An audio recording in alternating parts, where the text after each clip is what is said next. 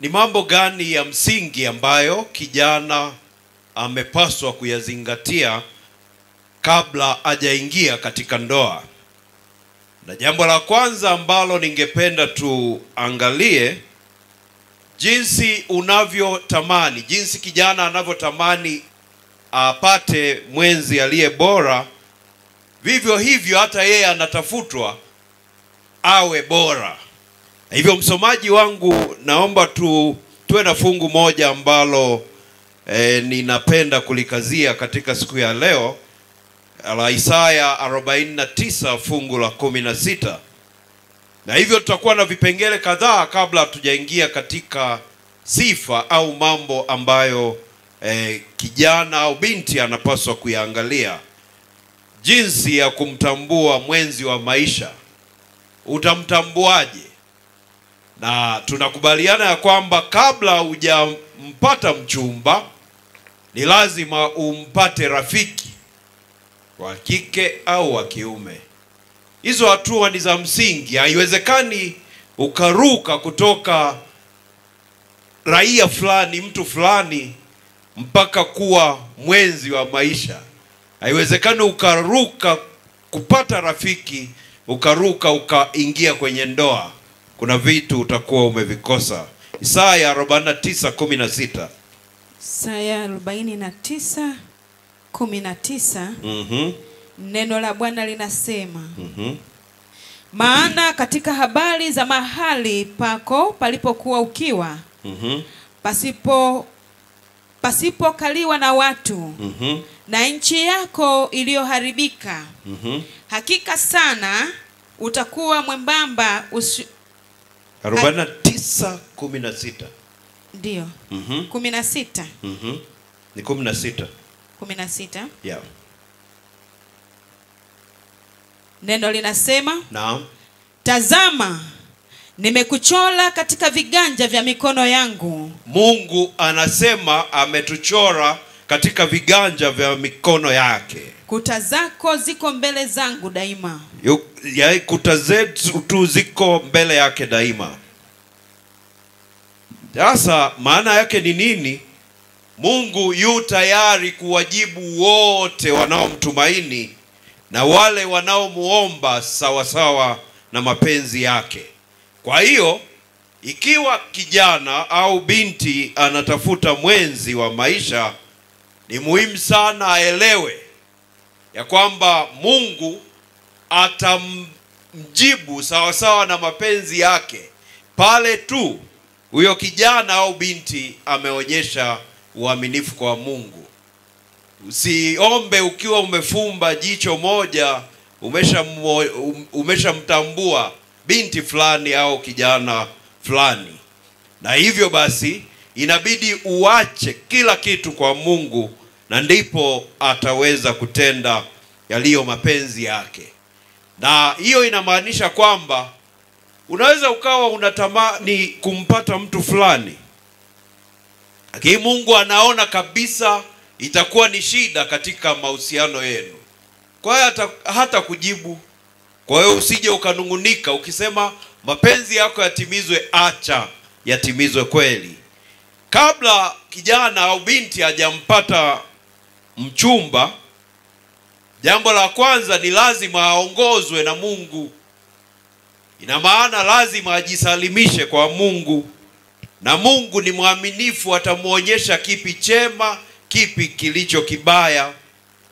Kwa hiyo ni lazima wote wawili, pande zote mbili, ziwe zimejisalimisha mikononi mwa Mungu. Na wakiwa wamejisalimisha mikononi mwa Mungu kweli kweli, waache mapenzi yake yatimizwe. Siku hizi zama tunazoziishi, watu wengi huanza kupeleka hisia zao za kimwili kwanza, na akishapeleka hisia zake za kimwili, ndipo atakapoangalia mguu wa chupa ya bia, si ndio, shepu namba 8 na vitu kama hivyo. Ana vigezo vyake yeye mwenyewe, hajagusa kabisa tabia. Na ukisha tanguliza hivyo, sehemu ya Mungu inakuwa wapi? Ina maana umemtangulia Mungu. Baada ya kuwa wamejisalimisha mikononi mwa Mungu, ni lazima, kwa sababu tuko katika dunia hii, kutakuwa na uthibitisho wa watu wengine. Yaweza kuwa wazazi, kuwa viongozi wa kanisa, waweza kuwa marafiki wa wenye hekima, wakasema kweli kama Mungu amekuongoza pale, basi Mungu akubariki. Na vijana wanapokuwa katika hatua hii, ndipo hekima ya wazazi, walezi, viongozi inapotakiwa, kwa sababu waweza kwenda kutafuta ushauri na ukakuta yule unayemfuata tayari ana kafaili kamuhusika, faili zuri au baya, au yumkini anapenda, alitamani uende mahali fulani. Kwa hiyo inahitaji hekima na maombi hata kutambua ni nani unaenda kuhitaji ushauri kwake. Na ukisha fanikiwa sasa kupata huyo, akifanikiwa kupata huyo mchumba, yako mambo ya kuzingatia wanapokuwa katika hali hiyo ya uchumba. Jambo la kwanza ni kwamba ni lazima kuonekane ni umeme, lazima kuonekane upendo wa kweli utokanao na Mungu. Mungu alipotupenda hakuangalia kwamba sisi tutafanya nini. Na hivyo kati ya hao wawili ambao wametangaza ya kwamba ni wachumba hadharani, kwa wazazi, kwa viongozi wa dini, wa kanisa, inabidi wawe na upendo wa kweli utokao kwa Mungu. Upendo ambao hauangalii vitu wala hali. Upendo ambao utafuatiwa na hali ya kuvumiliana katika hali yao ya uchumba. Ikiwa mtu atashindwa kuonyesha upendo katika uchumba, tarajia ya kwamba atakuwa ni mgogoro mkubwa katika mahusiano ya ndoa. Lakini kutakuwa na kuheshimiana. Kutakuwa na kuheshimiana kwa maana ya kwamba kila mtu atakuwa msikivu na kumheshimu na kujali akisemacho mwenzake. Sina maana ya kwamba ajali kupitiliza, bali ni kumheshimu na kutambua hisia anazoishi kwazo. Kitu kingine, kutakuwa na amani ya Kristo ikiwatawala hawa walio katika uchumba ambao uko wazi. Ni makosa makubwa sana kijana au binti kusema nina mchumba, wakati hata wazazi, walezi hawajui. Na ikitokea hivyo, ujue mnaenda kubaya, mnaenda kuangamia. Anayeidhinisha ya kwamba wewe uwe mchumba wa huyu ni wazazi. Lakini vijana wakiokotana tumo njiani wanasema sisi ni wachumba, hata huo urafiki haukuwahi kujulikana, mtaishia kutafuta usuluhishi baada ya kuwa mmeanguka. Sababu gani watu wanahitaji kuoa au kuolewa? Jambo la kwanza ni mpango wa Mungu. Mungu aliona ya kwamba si vyema huyo mtu awe peke yake, na nikisema mtu alikuwa ni Adam, akamfanyia msaidizi wa kufanana naye. Kwa hiyo ni mpango wa Mungu ya kwamba kila mtu awe na mwenzi wake wa maisha. Lakini unapokuwa na mwenzi wa maisha, upata furaha, upata ulinzi, upata usalama, upata security katika maisha yako. Lakini mpango mwingine wa Mungu ni kwa ajili ya kuendeleza uzao. Mungu alisema Mwanzo 1:18 mpaka 25, zaeni mkaongezeke mkaijaze nchi. Lakini kuna ishu ya utawala hapo ndani. Kwa hiyo kijana, binti, ni muhimu kwa ajili ya hayo mambo. Lakini hatuwezi tukapotezea kwamba pia ni kwa ajili ya hitaji la mwemko wa kimwili pale tu inapokuwa imeshaidhinishwa. Lakini pia aliye na mwenzi anasema inaongeza heshima katika jamii. Kipengele cha mwisho ninapoenda kuhitimisha ni wakati gani unafaa kuoa au kuolewa? Naweza ukajiuliza. Nafikiri juzi liliulizwa hilo swali, nafikiri mchungaji alikuwa akijibu. Ni pale tu ambapo umri unaruhusu kuoa au kuolewa.